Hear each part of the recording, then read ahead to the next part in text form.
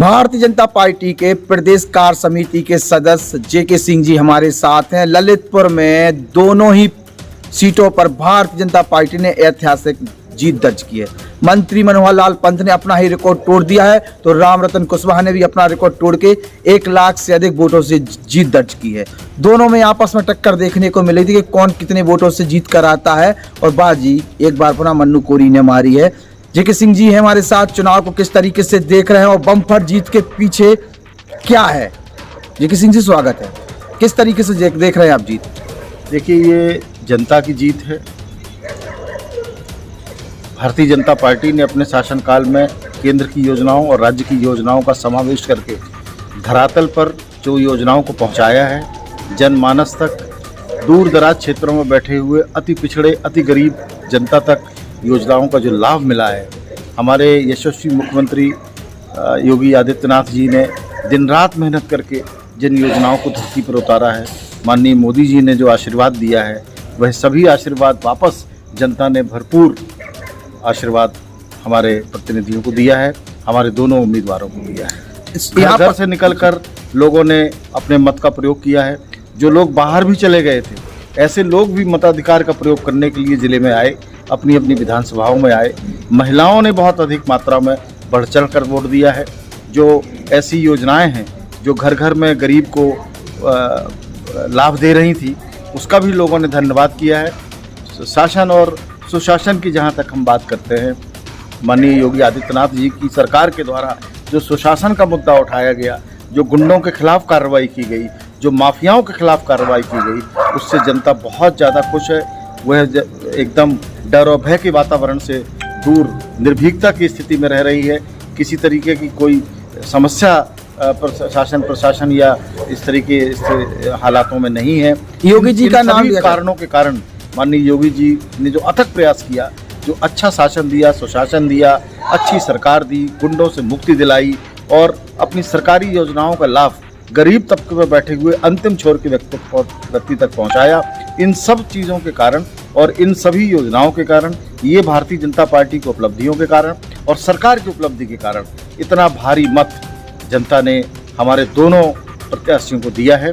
मैं अपनी ओर से, जिले की ओर से और प्रदेश भारतीय जनता पार्टी की ओर से दोनों प्रत्याशियों को बहुत बहुत बधाई देता हूं और जनता का भी अभिवादन करता हूं कि उन्होंने हमारी सरकार के द्वारा जो कुछ भी काम किया गया उसका अच्छी तरह से मूल्यांकन किया और अपने मताधिकार का प्रयोग किया। एक नाम और सामने आया है, पहले उत्तर प्रदेश के मुख्यमंत्री योगी आदित्यनाथ, अब बुलडोजर बाबा। तो बुलडोजर बाबा एक टैग मार्क बन के सामने आया इस चुनाव में, तो बुलडोजर की क्या भूमिका रही है? देखिए, बुलडोजर बाबा का जो टैग मार्क बन के आया, वो बुलडोजर बाबा खासकर ऐसे माफियाओं के लिए उसका प्रयोग हुआ, उसका उपयोग हुआ जिन लोगों ने सरकारी भूमि पर बहुत वर्षों से अतिक्रमण कर रखा था।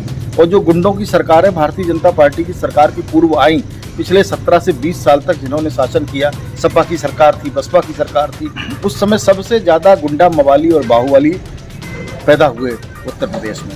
इलाहाबाद में हुए, पूरब में हुए, पश्चिम में हुए। उन्होंने गैंगवार किया, बहुत बड़े बड़े गैंग्स को बना लिया और जहाँ भी खाली ज़मीन उनको दिखाई दी, उन्होंने अपने बड़े बड़े भवन तान दिए। जांच पड़ताल पर पाया गया कि सरकारी भूमि पर तो उन्होंने अपने भवन जबरिया बनाई, लेकिन आम जनता की ज़मीनों पर भी उन्होंने कब्जा किया। लोग जो है न्यायालय में गए और बहुत सारे जो भवन ध्वस्त किए गए, वो न्यायालय के आदेश के अनुसार भी ध्वस्त किए गए। सरकार ने जब खोजबीन की तो उसमें पाया कि अनधिकृत भूमि का अतिक्रमण जो इन्होंने किया है, उसको तोड़ने का काम, उसको हटाने का काम बुलडोजर ने किया है।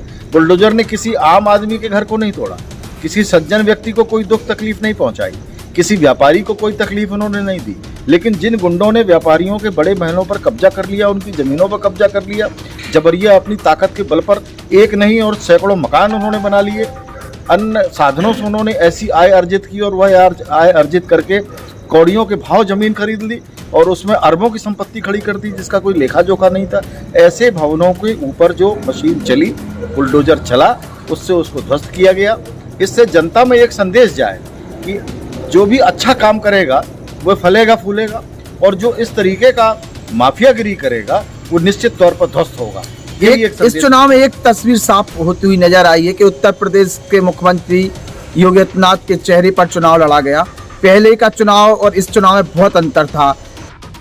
अंतर इस प्रकार का था कि उस समय योगी जी के लिए चुनावी चेहरा नहीं थे, उन्हें सीधा थोप दिया गया ललित उत्तर प्रदेश में।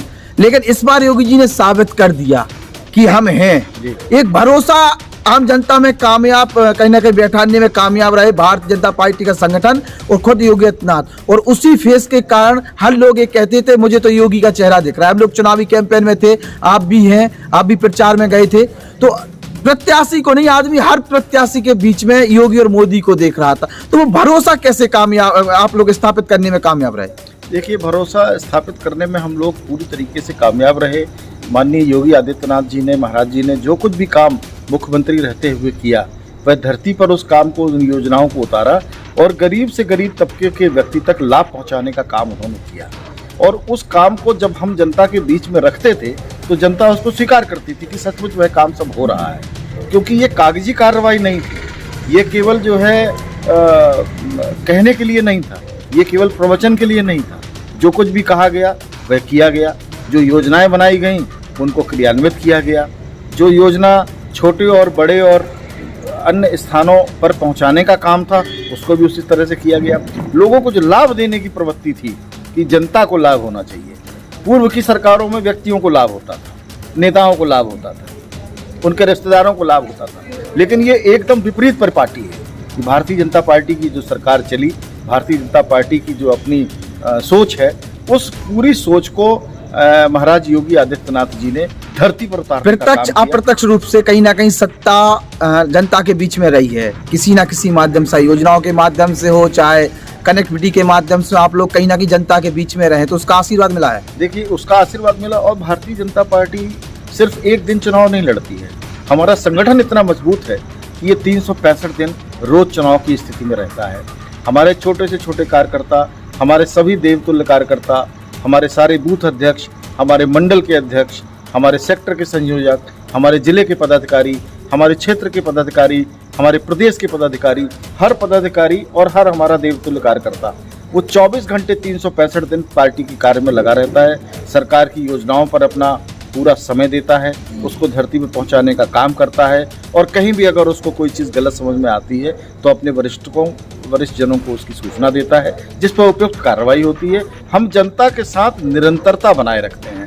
जेके सिंह जी बीच में रोकना पड़ेगा। देखिए, हम ये प्रश्न ही पूछने वाले थे कि संगठन को, चूंकि आप संगठन में एक अहम जिम्मेदारी निभा रहे हैं, तो संगठन किस तरीके से सोचता है, कार्यकर्ताओं को किस तरीके से तैयार करता है, चुनाव में किस तरीके से उन्हें जिम्मेदारी सौंपता है, उस पर आप बोलिएगा थोड़ा। देखिए, संगठन की बहुत सारी कुछ ऐसी परिस्थिति है, ऐसी चीज़ें हैं जिनको मुझे कैमरे पर कहने में बहुत आसानी नहीं होगी, क्योंकि वह हमारा अपना एक गोपनीय दस्तावेज है और पार्टी की हमारी कुछ मर्यादाएं हैं जिनका हमको पालन करना है।